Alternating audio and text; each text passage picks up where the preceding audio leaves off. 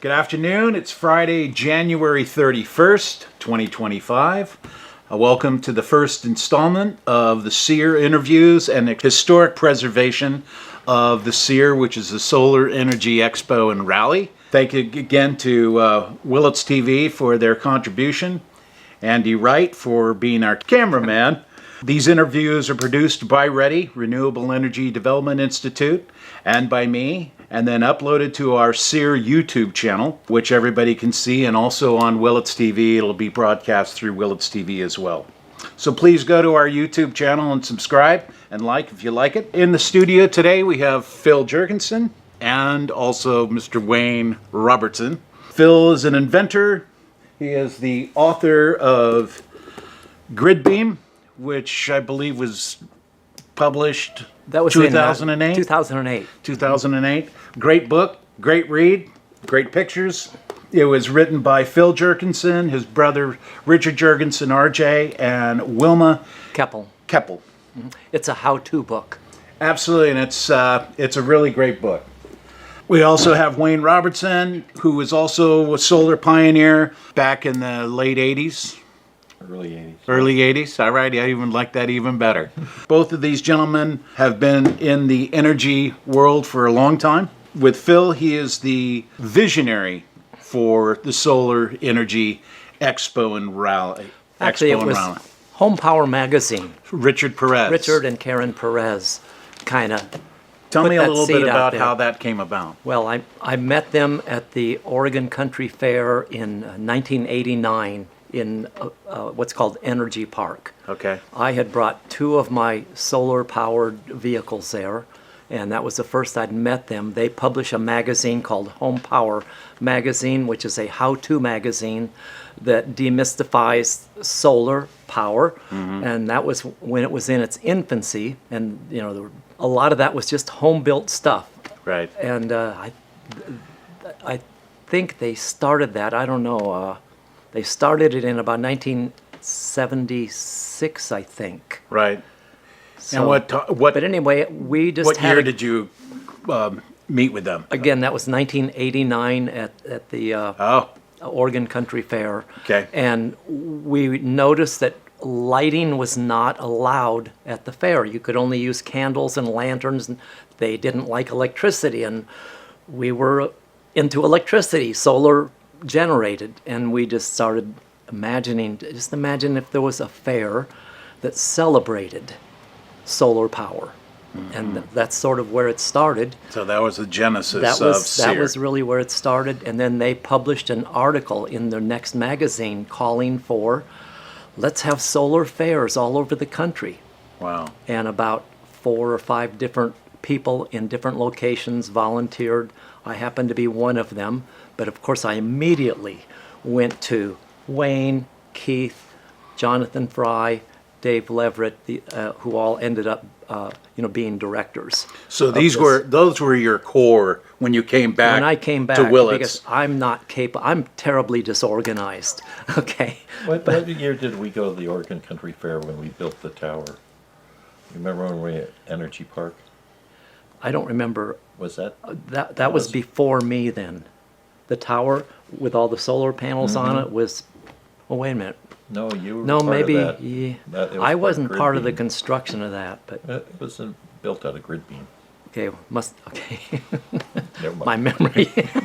That's why we're doing this, gentlemen. That's exactly why we're doing this. Because it's rapid fire. So you got a core group of gentlemen together to create SEER here in Willits. Something else happened as well. At that time, I had a bike shop called Sun Cycles.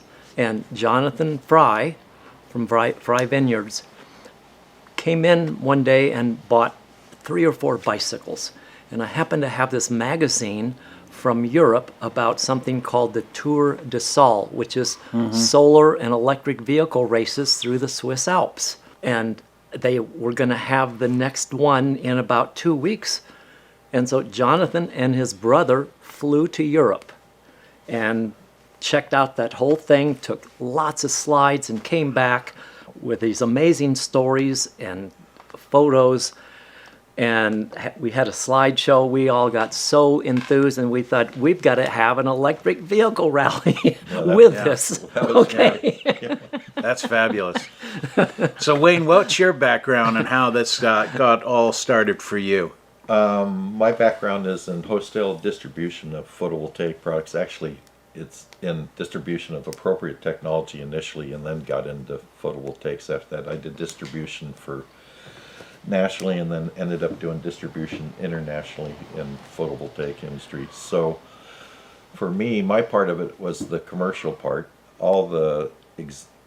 It was difficult at that time in the 80s and early 90s to talk to people about solar, because they didn't understand it well, because they'd never really seen it. It was a concept that was talked about a little bit, but not really utilized in a lot of ways that it is today. Mm-hmm. And so what we had all agreed with is that we would put on a rally, like Phil was saying, but also a fair. And I asked my dealers, which I at that time had several hundred worldwide, to come and to bring some sort of display of how solar energy worked, to just demonstrate to the public the technology. And it just kind of fit together like soup and sandwich, all of it, you know. Sure. So my thing was to bring the money, the dealers, you know, for the fair part. Mm-hmm. And Because it really was somewhat of a trade show. yes, Here at the Willits. trade show, and the fact that a lot of major players at that time. I mean, we had Richard and Karen Perez here. They were my dealers prior to the fact that they started publishing Home Power. Mm-hmm. You know, they were here. Real Goods was here. The big major presence in the retail industry out there for solar were here. We didn't know at the time because we were in the infancy of the industry. Sure. But a lot of them grew into being big companies. David Katz from Alternative Energy and all that. Anyways, for me, it was great to get all those dealers together, let the public see what it was all about. We brought, 11,000 people to Willits at that Mm-hmm. time. We We tripled the brought size of the town. Of the town, you know, and we saw that we had a tiger by the tail. So Let's go back to 1989 when you met with Richard and his wife. And that's in '89. Yeah. So you put this on in 1990 and was August Yes. of 1990. So Right. you had what, a year and a half? We had, over a Or year. just over a year to put this together. That's right. And to put this into context, texting was not a thing. no, Cell phones were really not a thing. no, we had radios. You had radios, but the correspondence that had to happen to get these exhibitors and to get the word out. Well, I shouldn't talk about this on camera, but Go. that was part of my daily job. You know, I was always Right. in contact with those people because they were my dealers, and I was trying to Right. support them, whether I was doing, you know, system design or providing them with products. So it was nice to have something fun to talk to them about besides the nuts and bolts of where Sure. we were. But you still you ended up tripling this town for a three-day event Yes. in just about a year. Yeah. But it wasn't just my dealers. I mean, the rally side of it drew as much, if not more, because, I mean, when you had a race that was going from the Golden Gate, That was in later years. later years, Later- but I'm later just years. saying, We also you know, had great posters. oh yeah, we had Yeah. And great we artists. had people putting them up all over the Yeah, Bay Area, yeah. all up and down the coast. Yeah. Yeah, we had So- we had good connected partners that knew how to get that kind of stuff done. So the organizational part, from your standpoint, you already had these connections that are already long-lasting relationships. Yeah, when we were looking for sponsorships and stuff, we could go to manufacturers and get them Right. to provide us with product or in-kind donations of some way. And Jonathan Fry, who has Fry Vineyards in Redwood Valley, he had his own connections as well. Keith had his connections from you all. Everybody had connections that I thought just came together real well. Yeah, yeah. Was it difficult to put this together Or was it just joyful and you all had such a great Now, time? what are you talking? You talking mentally or are you talking physically? You know? Well, both. Well, no, it was a joy to put it together with your friends. When you're having a good time That's with your friends, it was right. an absolute delight. When I think back on it, it's one of the favorite things I've ever done in my life. That's with wonderful. friends, you know. Yeah. Like when we're 5 years in, and we're 3 weeks after the last fair that we put on here in Willits, and we still got our screw guns in our hand at 5 o'clock at night, and we're still taking down sheets of plywood in the garage, and there's still just the 5 of us out there. That's right. You're burning sometimes. Yeah. This thing grew after 1990. You guys went from 1990 to 1995. There were 2 years, 93 and 95, which were more policy-driven conferences. Yes, and absolutely. And 1990, 91, 92, and 94 were more the get the exposure out to the public Yes. and education. The expo. The big expo, yeah. the fun. That's what I've seen, and also the political aspects of this thing at the infancy. It was very political. Sometimes we thought we had agents provocateurs brought into it. Seriously, I mean, we did, which ends up being one of our friends in the long run, but we Right. really were suspect of some people, and there were some people I know that I met with John Mayfield, who's a powerful person here. He wasn't happy necessarily about what we were doing, and I met with Judy Berry at the same time, and I remember meeting with Keith and Phil afterwards, and both of them were saying, you know, like, we got these guys on the conservative side all irritated, and we certainly got these liberal people pissed off. And I remember Keith looking at me going, I think we're right where we want to be. You're right in the slot, aren't you? Right in the slot. You know, Well, I want to mention one thing Yeah, is, please. you know, when Wayne had all these contacts, what we did is we sold booth spaces. Yeah. And I think the first year, I think we probably had 90 or 100 companies. Yeah. And what was really cool, to local people, to small companies, I think a booth was make like $100. Some of them we gave away. Yeah. But Wayne sold some of these booths to the high-end manufacturers for over $2,000. wow. Okay, and that really helped. What we did with that is that money we sent to colleges to bring their solar cars. Yeah, to sponsor them. They were preparing for the race across Australia, which was a very Right. big thing going on every year. And lots of American colleges were preparing their solar cars for that. So I think we funded about 6 or 7 colleges. Yeah, the college teams up. Yep. You had a bunch of, And now- throughout the years, you had a bunch of college We teams had some- during the, not necessarily Yeah. the policy years, but Right. the 90, 91, 92, Yes. 94. There is an extensive amount of colleges throughout the Pacific West, Hawaii, MIT. Oh yeah, if They- you really peel back the layers of the onion, I mean, it still blows me away when I stand back and look at SEER and look at all the things that were happening simultaneously. Everybody had their part. You know, Keith certainly ran the policy part and had the politics covered for us and all that. Mm-hmm. And you look at all that and all these, how the county of Mendocino participated in it on a local level, and then how we had, I think it was Connie Chung at the Golden Gate Bridge when the Yep. solar cars were coming across. Or, you know, I mean, some incredible things when you look back at what was going on. I don't know.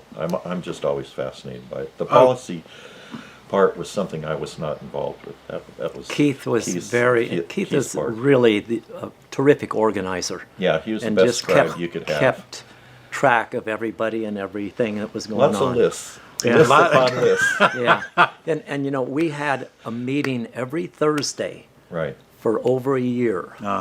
Strategic planning meetings. Yeah, and we That had went very in pizza, depth. and Yeah. whatever Pizza to and keep fun. us going. Pizza and fun. Yeah. So Thank you. So you had committees, you had meetings. I've already addressed the communication that you guys had. But you know, one thing that we haven't mentioned that we had that was really Please. great.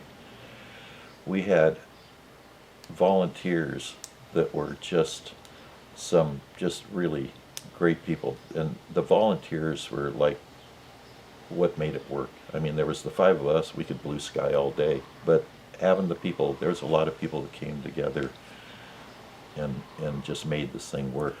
And there's a lot of people that were, I don't know, professionals that were brought in and to help us as a group to organize. I'm thinking of Diane Marshall and that kind of person. Lynn Kennelly. Lynn Kennelly. Lynn Oh, of thank the you for Chamber of bringing that up. Commerce. Chamber of Commerce. And Lynn just said, this is a fabulous idea. Support us 100%. Yeah. And we actually did our organization the first year out of the back room of the Chamber of Commerce. Yeah, they wow. were our umbrella group. Lynn championed this. She was amazing. Well, you also had the mayor of Willits at the opening 1990, where Keith is kind of sets the tone with everybody. Richard Perez was there. You also had Mendocino County supervisors there in attendance as well, doing a proclamation. Absolutely. There was support from Great county support. Chamber of Commerce support. Now, tell me a little bit about the races that you had the first year, because that's really part of the rally portion. You got Out of control. out of control is right. You have to bring Christopher Kovalosky on. Well, no, I'll I was. tell you. He came to that. Yeah. And said, "You guys need help." Yeah. All right. I was the rally director. But yeah, the rally and- that first year. But if you think about it, I think about it all the time. The vehicles that came were the most abstract. You got to remember, this was prior to the electric vehicle. As They we were know all today. home It's built. All right. home built. All home Yeah. built. And I think about that first hybrid. I think back on the guy that built that ugly little EV. Well, it wasn't ugly. It was just different. And then he was pulling a generator behind him. It was the first hybrid electric That vehicle. might have been Alan Cocconi, who You know what invented, I'm who talking came about? up with the first AC drive systems Yeah. for electric vehicles. Yeah. There were some real early guys that built stuff that ended up being very significant in the industry, you know, down afterwards. The one I remember the most is the team from Hawaii. They were high school kids, and they built this wild solar car. They did. And one of the airlines Brought flew it over. flew yeah. it here. And actually, this was the same team that they made a movie about called Racing the Sun. I think Halle Berry starred in it. And it was about a group of these kids who built this solar car in Australia to Yeah, do that race. But anyway, they also showed up. but it was great. Now, how did you all come up with the idea of what route you were going to take throughout Willits Valley? Just kind of, we knew the valley well Yeah. enough, and You take enough valley Just, yeah. cruises, you know the way to Sure, Yeah, yeah, we just- yeah. But did you have the route set up specifically just for this race? Yes. Or Yes. was it with Yeah. other cars out there? I think No, we no, had you had a long shut the- we had a long route and we had a short route. But it was a closed course. It Oh, was, okay, that's yeah. yeah. And, So it- that- and it- basically, what this was about was endurance. I grew up around, Hot Rod Magazine and Carcraft, and car racing started to test the endurance of automobiles when they were first coming out. Yeah. And I thought, we need to do the same thing with these electrics and see Yeah. what breaks and who has the best range, and get everybody together to look at everybody's things. And so Look that's sort of underneath what the it was hood, as it about. were. Yeah. You had this race. You had you took over the Willits Park. Was that predominantly where it was at? But you also had races out at the airport. The first As- year, Yeah, we we were did in at the in a vacant lot. Across the street from the park. Yeah. And that the police cars were, from what I heard, were jacked up with. Well, that was Howard Latosky. That was Howard Latosky. Howard built an electric cop car. Yeah. What did Okay. he, I forget what he called that, but electric cop, I think, something like that. Electric cop, And he yeah. challenged the fastest police car to a race out at the airport. Uh-huh. And I guess Drag race. they put nitro in the police car. So, with the gasoline one. So I think it won the race, but I wasn't there for it. I- We were busy. yeah, we were busy elsewhere. So how many volunteers did you all have? Because obviously you had what? How many? 90 exhibitors? At So least, it- yeah, you and know, and about 50 or 60 electric vehicles also. geez. The volunteers, Hundreds? No, Not hundreds. I'd say 30 or 40. Yeah, 30 Oh, wow. or 40. So there was a heavy lift. Oh, yeah. Yeah. Oh, no, I was not being facetious Yeah. when I said a few No, weeks just afterwards. the we parking alone. We had Yeah. 1,000 or more cars show up. also had the California, Yep. the CCC. Yeah, that's come in, right. That's right. Okay. And they helped us because one of the guys out of it became actually a longtime friend. He was the head of it. They just showed up, right? I don't remember ever soliciting them to come. No, word got out. Yeah. And everyone, a lot of people got on board. Yeah, and so the CCC showed up, and so they helped the volunteer efforts because the first year was pretty dusty over in that lot across yes, the way. Yes, it was. I'll say that. Well, not only that, but the value that you brought to Willits The motels were sold out completely. Restaurants. very early. Restaurants ran out of food. Same with Ukiah. We Yeah. went through all the Yeah. hotels in And Ukiah. even on the coast, everyone was And sold up- out. They out to sold out all the Upland, food. all over on the coast. Yeah. You had the first year, which was a grand success. Then you decided to go ahead and do it. You were going to do it from what I read, after 1994. You were thinking about doing this expo on the even years. Yep. And then the policy would be on the odd years. Right. Because there's not as much setup with the policy side It was of a things. lot easier that Yes. way. Sure. The orchestration of what you were going to have as exhibits, what you were going to have for the fun. You had dinners. You had keynote speakers. Oh, we had We had a entertainment. dance. You had We entertainment. bands at night. Why not? You Do it had all- bands all at night.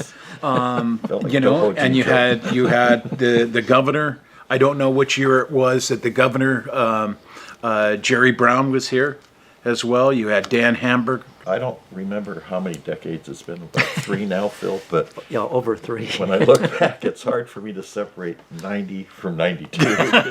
Now They I can kind go of through blur the policy together. when I can separate that one out. Yeah, that's pretty easy to separate out. Sure. You also had electric kiddie cars. Yes. Oh yeah. That was a free event for kids to enjoy. You also had the Soul Train. How did the Soul Train come about? Did you build that? Largely, yeah. Okay.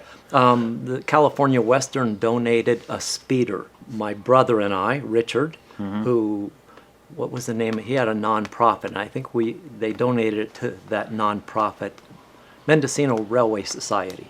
They're no longer around. We brought it into my shop and stripped it down to the frame and rebuilt it and made it really streamlined.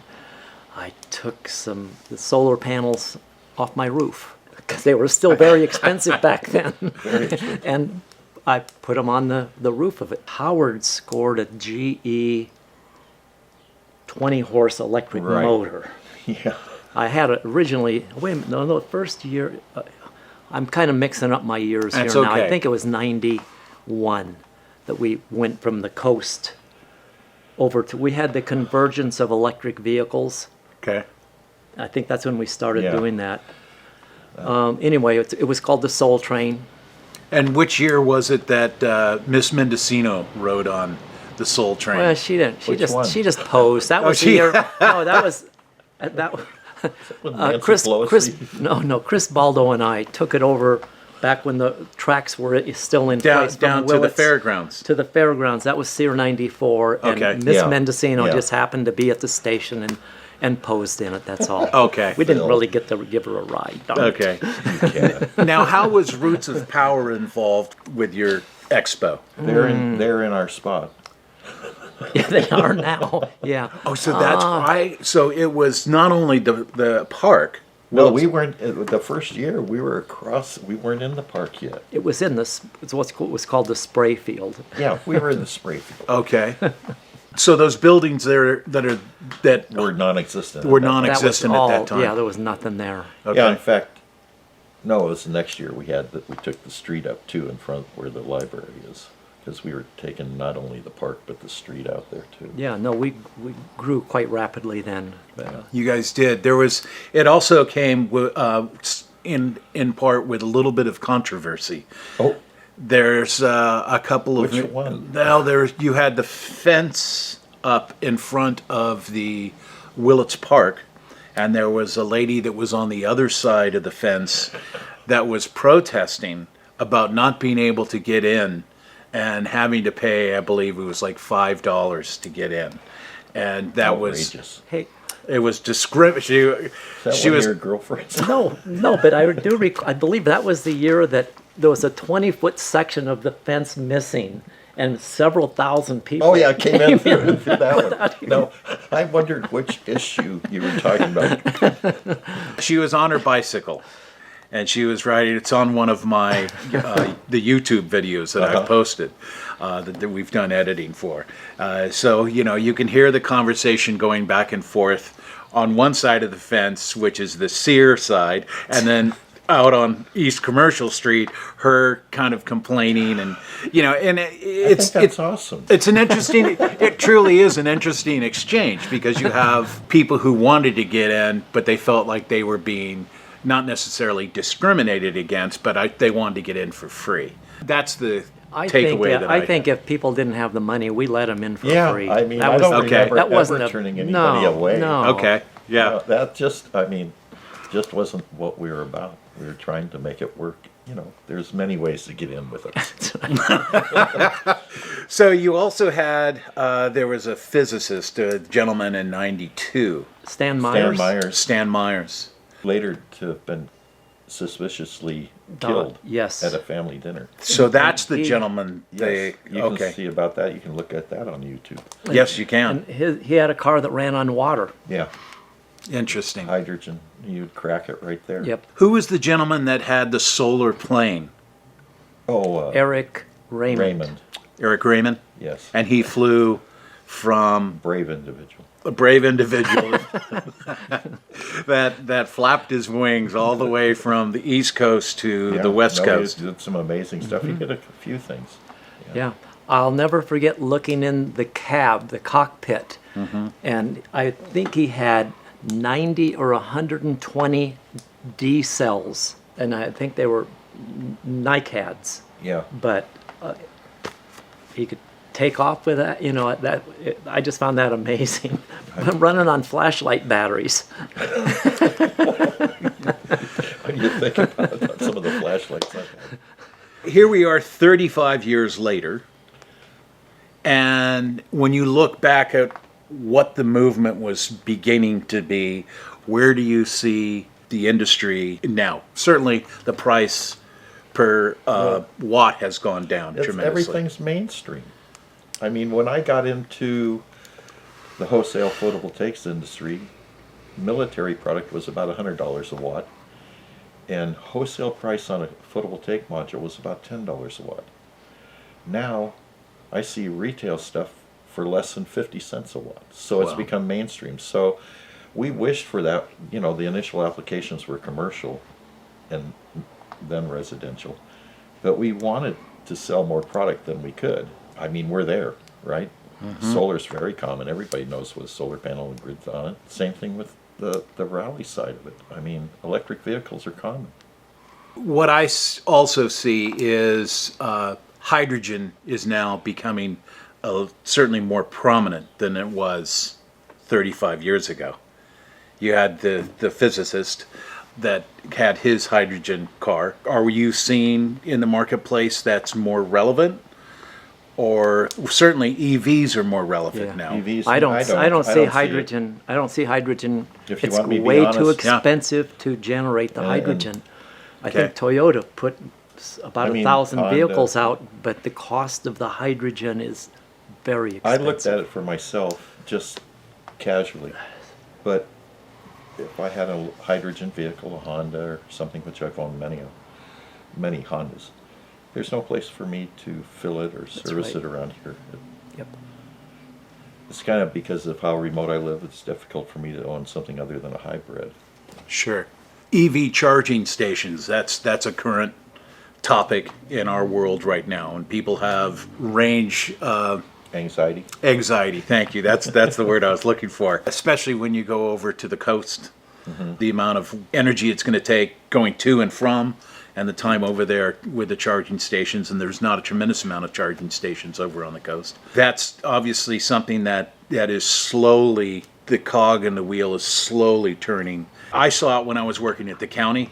They they received a grant to put in more charging stations. It really wasn't well received, unfortunately. Look at what's going on in Willits. It's always, I'm watching the charging stations in Willits, and I seldom see them half full. Yeah. By the way, we put the first charging station in Willits at the City Hall in about 1993 or Yeah, so. 93, Yeah. I think, was right around there. Okay. So we're believers in it, but it's just, So where do you see, from what you guys started in '89 and structured this rally out, and then two policy years, where do you see us going? Are things happening the way that you would like for them to be happening as far as the energy industry is concerned? no, I want to reverse engineer alien technology. Okay. Of course you do. Straight up. Yeah. I mean, batteries, I mean, we have knowledge for motivation. I still think electric vehicles have a ways to go. I still think we need something like a high capacity slow bleed capacitor that instead of having people loiter around for hours at charging stations, that you can go in, charge it, and zap it, and have and be on your way, and Yeah. live the way that people really live. I think a lot of electric vehicle stuff is still in its infancy. Okay. Well, it's raining outside. We have a duck. Sorry about that. But no, I just think that we have knowledge in certain places in our worlds that could be more beneficial than some of the paths we're going down right now. In your all's experience, you see innovations that need to be exposed more? Yeah, yes, that's a great way to put it. Yeah, I think that there is knowledge there that could help everybody and help electric vehicles. I just think there's some parts of electric vehicles that are going to forego them from being accepted rapidly. And it's a lifestyle thing. I don't think you're going to have a lot of people that are willing to take, 8 or 9 hours to go on a 2-hour journey that they could do on their fossil fueled vehicle. Right. Now, you both live off grid, correct? Yeah, And how long have you lived off grid? 45 years. Okay. So even at about 44 for me. yeah, so really at the infancy, truly, and being pioneers yourselves and saying this is what can be done, and you're walking the walk and living the talk. Or and try to. yeah. I just want to say one thing, and that is I think that the world's electric vehicles are going to be built in China. Oh yeah, I think so too. I think They're rapidly taking over that whole industry. Mm-hmm. And I don't know if American car companies are going to survive for much longer. Mm-hmm. The world is switching over to electric vehicles. And charge times, by the way, are dropping to Yeah, no, I know they are. 10 minutes even for a full charge that will get you 300 miles. And we're going to see electric Really? Who's vehicles doing that now? with 1,000-mile ranges. See, It's when coming. that happens, It's coming. Yeah, when that happens, I think Yeah. it'll work. Where do you see the capacity of our grid with that? If we're going, do you see diminishing returns with that? Because we're not really building coal plants. We're not building nuclear plants. Do you see the grid at its capacity now, or do you see it expanding beyond I that? read an article a few years ago in Bloomberg that was talking about that they projected that the grid would only be there for people on fixed incomes and elderly, and that more affluent people would all be off grid and providing their own power for themselves. So I don't know if Okay. we're heading that way or not. Though- I know that one thing, they're sure getting a bad rap right now with all the fires. Transmission is one of the biggest problems. We can generate a lot of renewable energy, but getting it to the customers, Yeah. we need to rebuild transmission lines and improve them dramatically. And Sure. there should not be an issue with having enough power. I mean, Okay. the cost of solar panels is so cheap right now. Yeah. It just is amazing. Like you said, what, 50 it's a- cents? You can't buy a window the same size as you can buy a photovoltaic module that'll produce power for you. Yeah. Serious. That's a very, very good comparison. I saw today an article this morning I read. In Germany, they're using photovoltaic modules to build fences along freeways and backyards and everywhere because it as a building material is less expensive than wood, concrete, or metal. Wow, That's a big trifecta right there. that's amazing. Oh, and brick. They threw brick in there. I haven't thrown a brick for a while. Well, that's it for me, gentlemen. Okay. If you've got anything else, please let me know. If you have anybody that you know that would be interested in sitting down and doing this and getting their perspective. Where's Kathy Griffin? She's out Sherwood Road. She's not out Third Gate anymore. She's not at Carolyn's anymore. Gosh, Carolyn they're not, passed away. Yeah, I don't know then. We need I to don't find know. Kathy Griffin. Kathy Griffin was one of the She volunteers. ran the office. And she not only ran the office, she was my assistant, my partner. Yeah. She was a great gal. Yeah. But she also volunteered to do all the trash at the events, our Wow. first events. I mean, this is one kind of gal. Mm-hmm. So Kathy Griffin's one. Chris Kovaleski. Chris Chris Kovaleski. You have to.